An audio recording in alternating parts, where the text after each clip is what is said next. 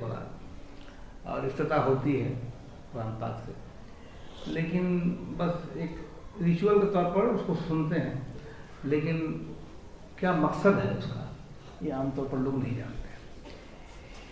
ये अच्छी बात है कि उस आयत का तर्जुमा के साथ रखा गया, तो यकीनी तौर पर ये जो आफाकी किताब है इसके बारे में लोग अपनी ज़बान में बात को समझ सकते हैं। सुप्रीम कोर्ट में ऑलरेडी SLP रखा है, तुहिना परवीन पिटिशनर है और उसके हिसाब से हम लोग एडिशन ऑफ पार्टी है सुप्रीम कोर्ट में।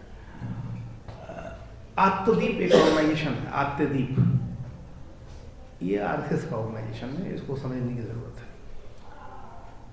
2003 में कुछ चीज़ हम आपको बताना चाहेंगे। 2003 में रंगानाथ मिश्रा की ये सचर कमेटी की रिपोर्ट 2005 में आई थी।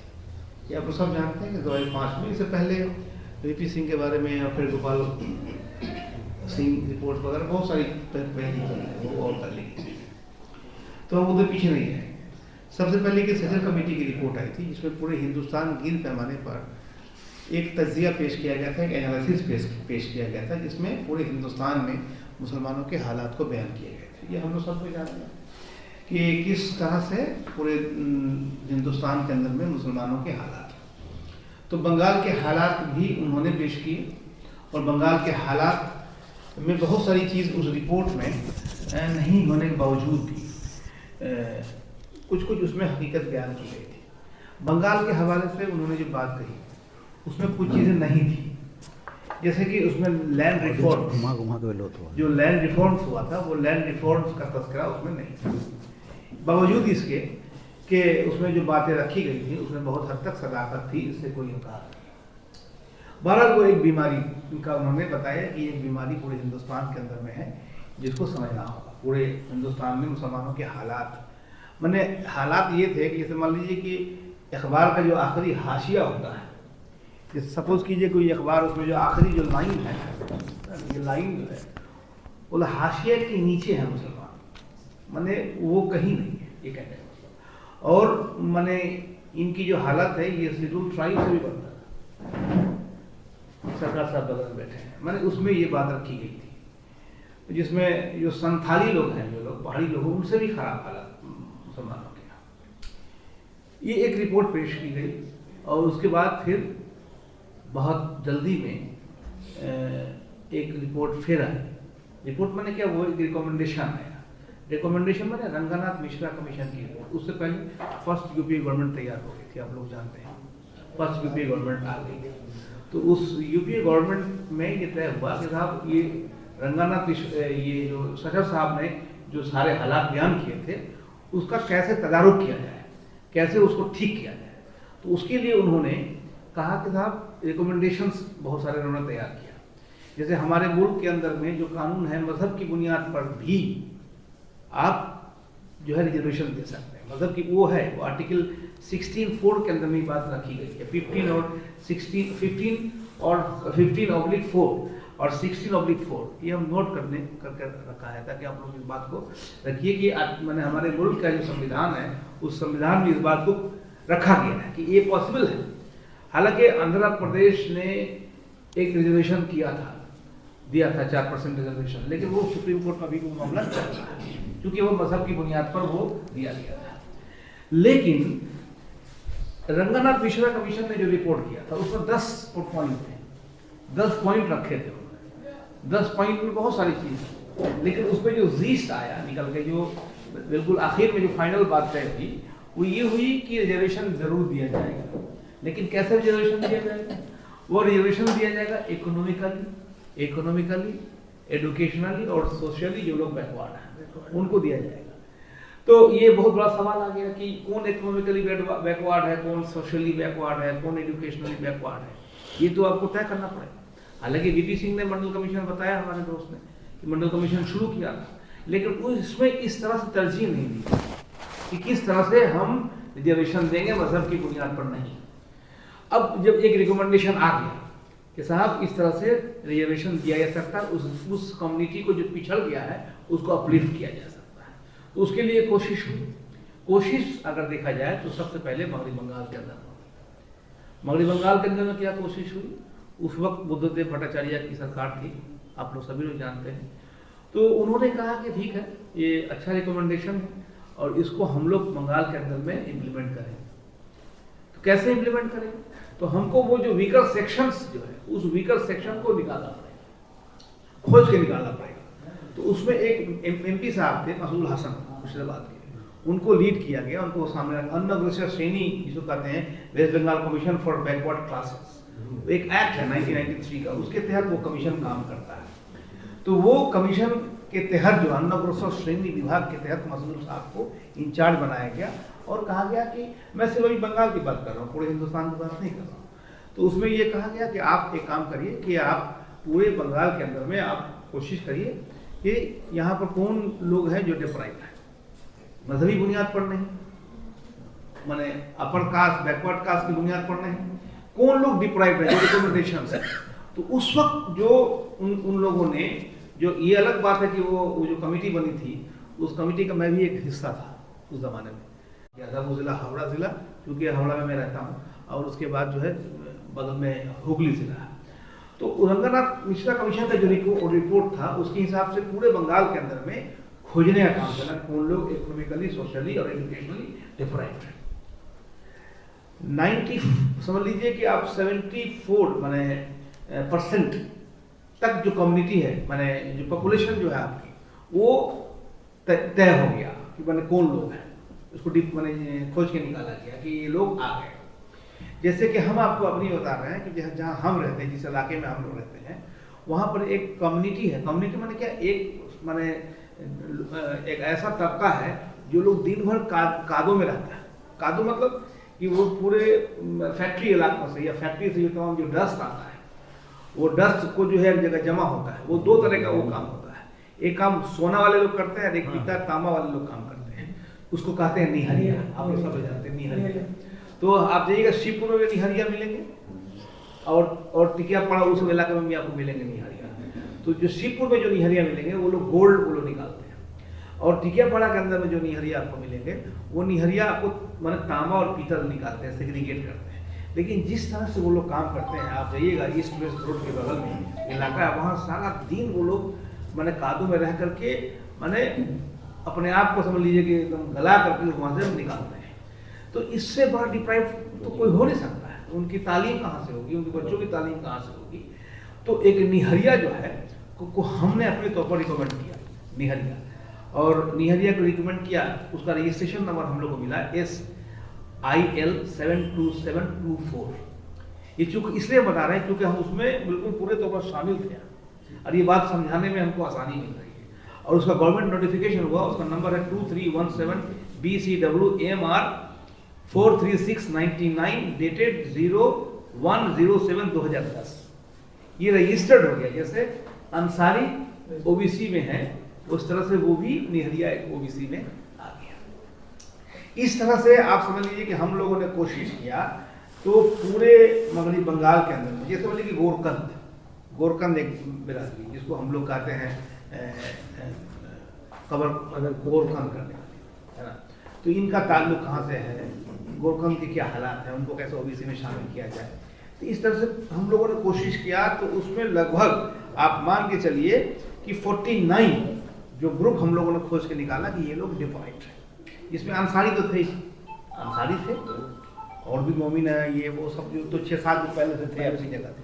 उसके अलावा जो पूरे बंगाल में खोज के निकाला गया, जिसमें जोल्हा, फकीर, हवारी, धुनिया, कस्तार, नसीहत शेख, शेरशाहबादिया, राइन, हजाम, चौधरी, कोटीदार, खुट्टा मुसलमान, बेलदार मुसलमान, सरदार, महलदार, निकारी, अब्दाल, कलंदर, निहरिया, सिंधी मुस्लिम, मंडल मुस्लिम, सापुई मुस्लिम, राजमिस्त्री, भटियारा मुस्लिम, आपका बनिया मुस्लिम, बाईपाड़ा मुस्लिम, पेंची मुस्लिम, इस तरह से करके और भी कान, बोसनी जो लोग रेशम का कारोबार करते हैं, इस तरह से करके 49 ग्रुप तैयार किया गया, जिसमें आपकी पॉपुलेशन का, मुस्लिम पॉपुलेशन का समझ लीजिए कि मोर देन 80% जो है उसमें आ गया। अब जाहिर सी बात है कि जिन लोगों को हम लोग आइडेंटिफाई कर लिया, उन लोगों को हम लोग OBC सर्टिफिकेट देना शुरू किया।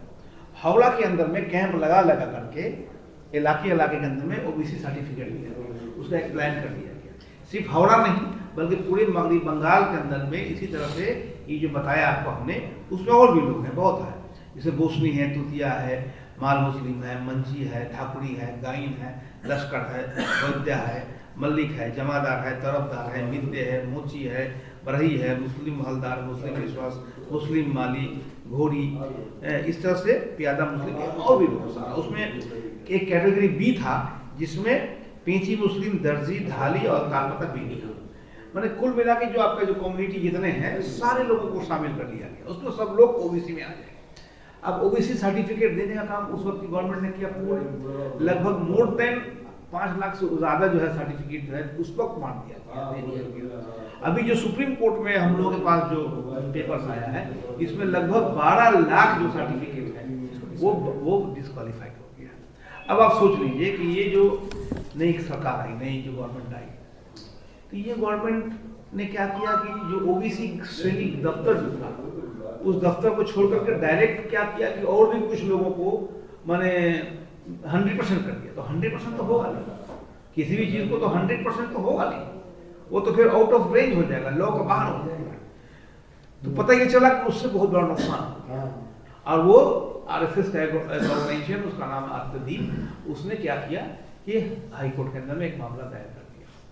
मामला दायर करने के बाद हुकूमत को ये चाहिए था कि ये तमाम जो हालात, किन हालात के तहत ये ओबीसी दिया गया, किस मकसद के तहत दिया गया, उसके पीछे सचर कमेटी का रिकमेंडेशन था, उसके पीछे रंगनाथ मिश्रा ने जो रिकमेंडेशन दिया था उस रिकमेंडेशन का हवाला था। और वो सिर्फ ओबीसी सिर्फ जो है ये 2007 और 2005 की बात नहीं है, बल्कि ओबीसी जो है वो बहुत पहले से, जैसे कि आप देखिएगा 1868 में हंटर कमीशन, और उसमें ये कहा गया था कि 2000 जो भी डिप्राइव्ड लोग हैं, मतलब अंग्रेजों के ज़माने से, कि जो लोग डिप्राइव्ड लोग हैं उन लोगों को कैसे अपलिफ्ट किया जाए, उन लोगों को कैसे उठाया जाए। तो उसके लिए एक कमीशन अंग्रेजों के ज़माने से शुरू हुआ था, उसका नाम था हंटर कमीशन, जो 1868 साल में ये तैयार किया गया था। ये सेशन कमेटी की रिपोर्ट कोई नहीं है, उससे पहले भी रिपोर्ट तैयार हुई। गोपाल सिंह कमीशन जो हुआ था 1993 में हुआ था, जिसमें SC ST और माइनॉरिटी सबकी बात करी गई।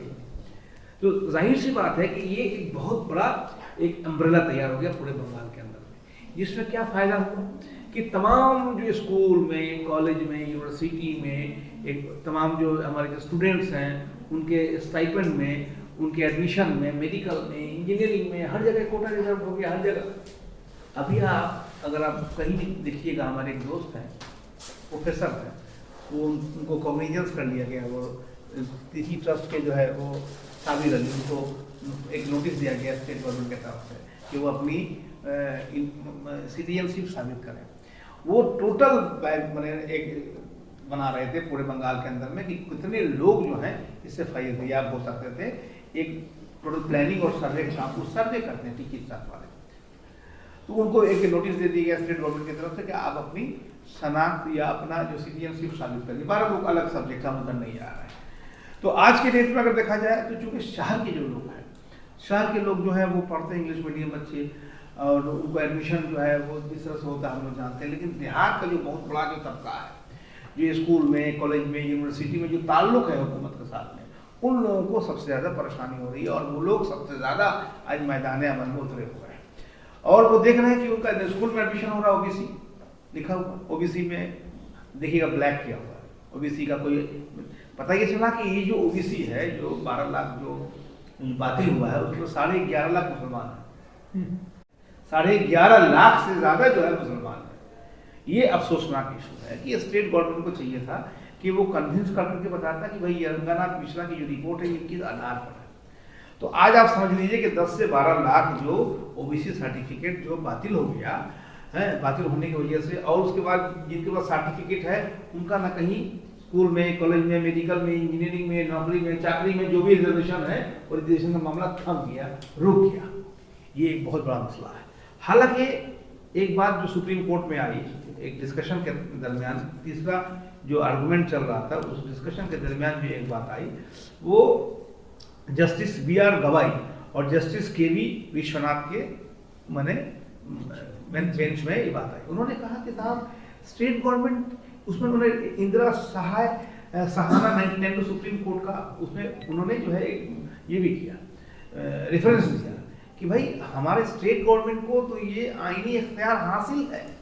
वो सुप्रीम कोर्ट में कपिल सिब्बल साहब के पीछे करोड़ों करोड़ रुपया क्यों बर्बाद कर रहा है, और कपिल सिब्बल साहब को तो मौका ही नहीं है मामला लड़ने के। और आज मान लीजिए कि आज 3 महीना से ऊपर हो गया मामला, 3 महीने से ऊपर माने SLP को माने शुरुआत है ना, 6 महीना से के लगभग हो गया मामला। लेकिन वो जो है एक क्या नाम है, हियरिंग में वो तशरीफ लाए थे जिसमें एक डेट लेके निकालते हैं। मेरे कहने में तो इस तरह से टाइम किलिंग कर करके ये जो इस्तेसाल जो है अक़लियत के लोगों का, ये इस्तेसाल कैसे होगा, तमाम जगह बंद है। और वहाँ पर जबकि मैंने जस्टिस ये साफ तौर पर ये कह रहे हैं कि स्टेट के पास इतने इख्तियार है कि नए ढंग से सर्वे करा करके जिस तरह से OBC सर्टिफिकेट इशू करना करे रिजर्वेशन थे, ये तो ऑलरेडी माने ये आपको पार्लियामेंट के अंदर में ये बात पारित हो चुकी है, ऑलरेडी रिकमेंडेशन है। रंगनाथ मिश्रा की जो रिपोर्ट है, उस रिपोर्ट की रिपोर्ट ये है। और उस जमाने में जो है समझ लीजिए कि 2008 से पहले ये अनाउंस कर दिया गया था कि यहाँ पर जो है इकोनॉमिकली, सोशली और एजुकेशनली जो लोग बैकवर्ड हैं उनको हम लोग, उस वक्त की गवर्नमेंट ने कहा था कि 10% रिजर्वेशन देंगे, और उसके लिए काम शुरू हो गया था। तो अगर मान लीजिए कि वामफ्रंट सरकार चली गई 2011 में, तो नई जो सरकार आई, इन्होंने OBC को जो है और एक्सप्लेन करने का काम किया, दिखलाया कि हाँ हम लोग कर रहे हैं, हम लोग भी देंगे। लेकिन अल्टीमेट क्या हुआ, अल्टीमेट 0 आया, मामला हो गया, खटाई में चला गया। नतीजा क्या हुआ कि आज पूरे मगरबी बंगाल के अंदर में हम लोग ये देख रहे हैं कि लगभग 10 से 12 लाख के दरमियान जो है जो सर्टिफिकेट बातिल होने की वजह से खासतौर से मुसलमानों के अंदर भी परेशान है। अब इस पर जो है जो तमाम जो सियासत करने वाले जो लोग हैं ये खामोश है, चुप है। लेकिन अफसोसनाक बात यह है कि आवाज़ कमेटी की तरफ से या बिजगा कमेटी की तरफ से या और भी जो कुछ OBC फेडरेशन जो चला रहे हैं, इन लोगों की तरफ से जो है एहतजाज हो रहा है। लेकिन आम लोगों को ये समझ में नहीं आ रही बात कि इसके पीछे क्या मकसद है। मामला सुप्रीम कोर्ट में, भाई मामला तो स्टेट गवर्नमेंट अगर चाहे तो कर सकती है, हल कर सकती है। ये तो ऑलरेडी सुप्रीम कोर्ट के अंदर में रेफरेंस वर्ड दिखता है, तो इस बात को तो लाया जा सकता था। जबकि सुप्रीम कोर्ट के अंदर में हम ये देख रहे हैं कि मामला इल्तवा पर चल रहा है, इसका मसला हल कैसे होगा। जाहिर सी बात है कि इस सिलसिले में जो है हम लोगों को पूरे तौर पर समझने की ज़रूरत है, पूरे तौर पर हम लोगों को देखने की ज़रूरत है, पूरे तौर पर एहतजाज करने की ज़रूरत है। और आज जिस तरह से पूरे हिंदुस्तान गिर पैमाने पर जो हुकूमत अभी है, उस हुकूमत में हमारे हकूक़ का जो सवाल है, हमारा जो फंडामेंटल राइट का जो सवाल है, उस सवाल को लेकर के जो है हम लोग परेशान हैं कि हमारे हक अभी सिर्फ OBC का मामला नहीं, OBC के अलावा जो है आप अगर देखिएगा तो अभी वक्फ की जायदाद के ऊपर में भी सवाल आ गया है कि वक्फ का जो सवाल है, लगभग 8 लाख एकड़ जो ज़मीन है वक्फ की, वो 8 लाख एकड़ ज़मीन जो है वो मुसलमानों की ज़मीन है। ये जो ज़मीन है ये तो हुकूमत की ज़मीन है, हुकूमत कस्टोडियन हो सकती है, हुकूमत जो है वो कस्टोडियन हो सकती है। लेकिन वो जो ज़मीन है हमारी और आपकी ज़मीन, हमने उसको अपने कम्युनिटी के अपलिफ्टमेंट के लिए दिया है, वो गवर्नमेंट उसकी कस्टोडियन हो सकती है। लेकिन अगर गवर्नमेंट अगर कहेगी कि इसके हम पूरे मालिक हो जाएंगे, ये कैसे हो सकता है। मालिक तो मान लीजिए कि वक्फ जो ट्राइब्यूनल्स है, वहाँ कोई डिस्प्यूट अगर होगा वहाँ तय होगा। वक्फ बोर्ड है, वक्फ बोर्ड को ये मराहत हासिल है पूरे तौर पर कॉन्स्टिट्यूशन के तौर पर, तो वक्फ बोर्ड उसको हल करेगा। कोई डिस्प्यूट है वो हल करेगा।